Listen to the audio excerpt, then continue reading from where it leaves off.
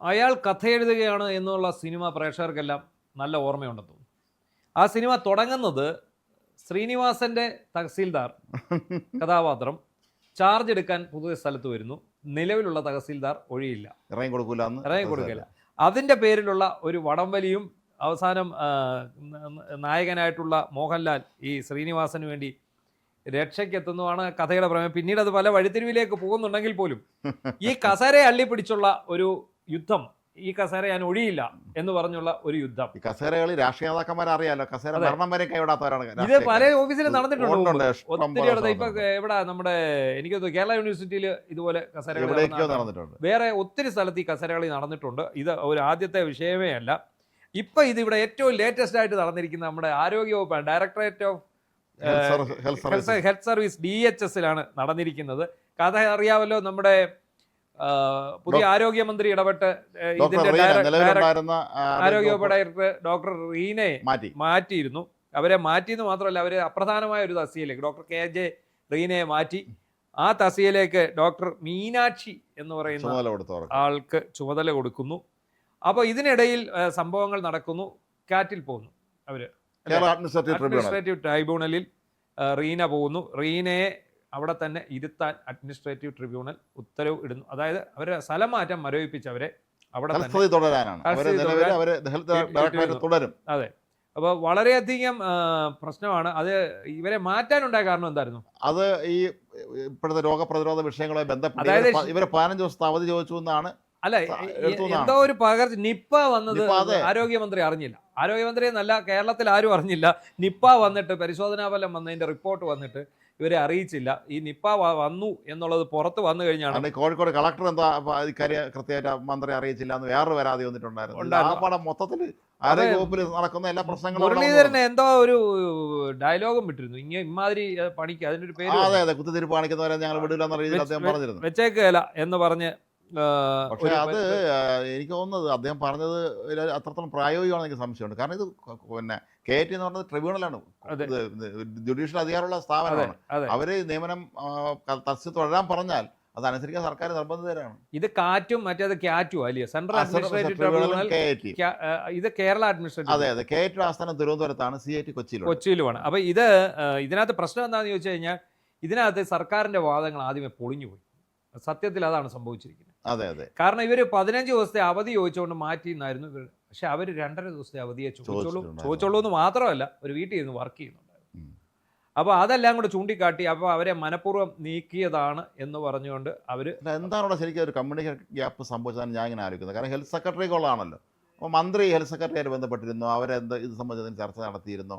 ഈ ഡയറക്ടറുടെ ഭാഗത്തു നിന്ന് വലിയ തോതിലുള്ള വീഴ്ച ഉണ്ടായോ എന്നുള്ള കാര്യമൊക്കെ അന്വേഷിച്ച് തന്നെയാണോ നടപടി എടുത്തതെന്ന് ഇപ്പോൾ സംശയമുണ്ട്. അപ്പോൾ എന്തായാലും രാവിലെ ഡോക്ടർ KJ റീന വരുന്നു, ഡയറക്ടറെ ഓഫീസിലേക്ക് വരുന്നു. അപ്പോൾ അവിടെ നിലവിൽ സർക്കാർ അവർക്ക് പകരം നിയമിച്ച ഡോക്ടർ V മീനാക്ഷി കസേരയിലുണ്ട്.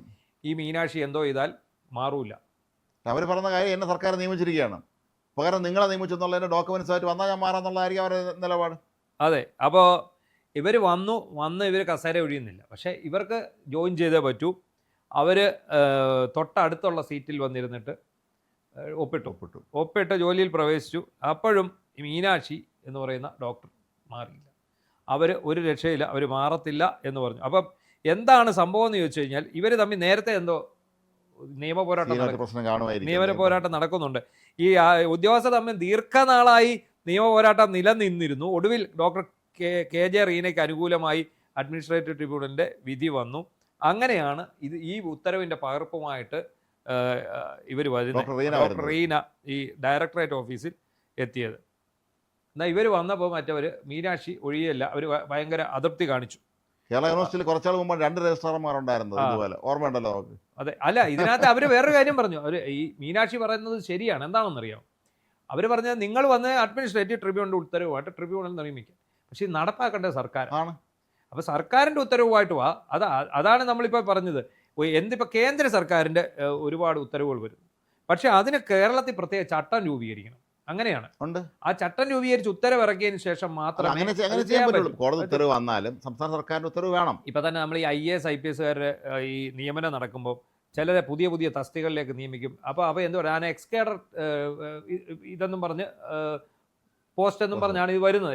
എക്സ്കേഡർ തസ്തിക ഉണ്ടാക്കിക്കൊണ്ടാണ് വരുന്നത് എന്ന് പറഞ്ഞ പോലെ ഇവർ വന്ന് ശരിയാണ്, അവർക്ക് കാറ്റിൻ്റെ ഉത്തരവുണ്ട്. കാറ്റിൻ്റെ ഉത്തരവ് മറ്റവർ ഇറങ്ങത്തില്ല, എന്താ കാര്യം? സർക്കാർ ഉത്തരവിട്ട് എന്നെ ഇവിടുന്ന് മാറ്റിക്കൊണ്ട് അതിന് ശേഷം ഞാൻ മാറാം എന്ന് പറഞ്ഞു. അപ്പം ആകെപ്പാടെ രണ്ടുപേരും തമ്മിൽ ഭയങ്കര ബഹളമാണ്. അപ്പം ഏറ്റവും രസം എന്താണെന്ന് ചോദിച്ചാൽ, ഇന്ന് ബജറ്റ് ദിവസമാണ്, മാധ്യമങ്ങളെല്ലാം ഈ ബജറ്റിന് പിന്നാലെയാണ്. അതിനിടയ്ക്ക് ഇവിടെ രണ്ട് സംഭവങ്ങൾ, വലിയ പ്രധാനപ്പെട്ട സംഭവങ്ങൾ നടക്കുക. ഇതിനെ ഈ ബജറ്റ് റിപ്പോർട്ട് ചെയ്യണോ അതോ ആ രണ്ട് പ്രധാനപ്പെട്ട സംഭവം, ഒന്ന് ഈ ആരോഗ്യവകുപ്പും ഡയറക്ടർമാർ തമ്മിലുള്ള തർക്കം, മറ്റേതൊന്ന് നമ്മുടെ വീണ തൈക്കണ്ടിയുടെ തിരുവനന്തപുരത്ത് HDFC ബാങ്കിന്റെ ലോക്കർ തുറന്ന് പരിശോധിക്കുകയാണ്. വീണ തൈക്കണ്ടി സഹിതമാണ് ED വന്ന് പരിശോധിച്ചുകൊണ്ടിരിക്കുന്നത്. അതിന്റെ ബഹളം നടക്കുന്നു. അപ്പോൾ അതിനിടയിലാണ്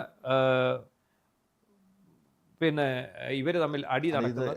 എന്താണെങ്കിലും പോലീസ് പണ്ട് ഇതുപോലെ ഒരു സംഭവം ഉണ്ടായിട്ടുണ്ട്. ഈ ബജറ്റ് അവതരിപ്പിക്കാൻ പോകാം, ഞങ്ങളെല്ലാം ഇങ്ങനെ ചാനൽ ജോലിയുടെ സമയത്ത് ഗസ്റ്റിനെയൊക്കെ വിളിച്ചിരുത്തി ബജറ്റ് അവതരണം മാനസാറ് കുറച്ചൊരു ഘട്ടം എത്തിയപ്പോഴാണ് ഒരു പ്രധാന വിധിയാണ് R. ബാലകൃഷ്ണനെ ശിക്ഷിച്ചുകൊണ്ടുള്ള വിധി സുപ്രീം കോടതിയുടെ.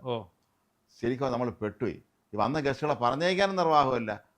ഈ ബജറ്റ് ചർച്ച ചെയ്യാൻ പറ്റുമോ? ഇത്രയും വലിയൊരു സംഭവം വന്നു. സുപ്രീം കോടതി അദ്ദേഹത്തെ ജയിലിലിടാൻ ശിക്ഷിച്ചുകൊണ്ടുള്ള വിധി, സുപ്രീം കോടതി ഹൈക്കോടതി വിധി ശരിവെച്ചുകൊണ്ടുള്ള ഒരു സുപ്രീം കോടതി ഉത്തരവ് വരെയാണ്. ശരിക്കും പെട്ടുപോയിരുന്നു നമ്മളിതുപോലെ. ഇന്ന് ഏതായാലും അത്ര അവസ്ഥ വന്നില്ലെങ്കിൽ പോലും ഇന്ന് വീണ തൈക്കണ്ടിയും ഈ പിന്നെ എന്താ DHSലെ ഈ ഗുസ്തിയൊക്കെ വലിയ പ്രാധാന്യം ഇല്ലാതെ പോയത് ബജറ്റ് ആയതുകൊണ്ടാണ്. അപ്പോൾ എന്താണെങ്കിലും ശരി, അവസാനം പോലീസ് എത്തി, മാധ്യമപ്രവർത്തകരെത്തി, ഭയങ്കര ബഹളം. മാധ്യമപ്രവർത്തകർ പുറത്താക്കിയെന്നാണ് പറയപ്പെടുന്നുണ്ട് അവിടെ നിന്ന്. എന്താണെങ്കിലും ഒരു കാര്യം, അവസാനം എന്ത് സംഭവിച്ചു എന്ന് ചോദിച്ചാൽ, പോലീസ് വന്നിട്ട് പറഞ്ഞു സർക്കാർ ഉത്തരവിനേക്കാൾ വലുതാണ് കോടതിയുടെ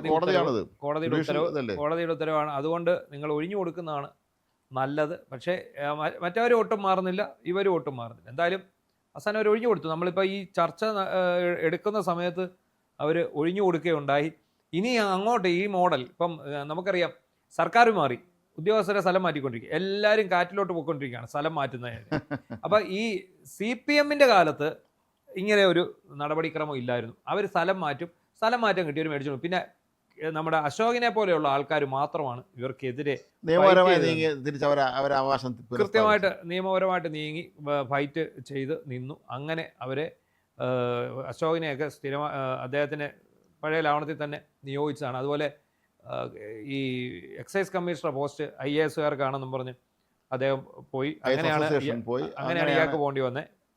MR രാജ്കുമാറിനെ മാറ്റി വേറെ ആളിനെ വെച്ചു. അതെ, വീണ്ടും പ്രശ്നമായി.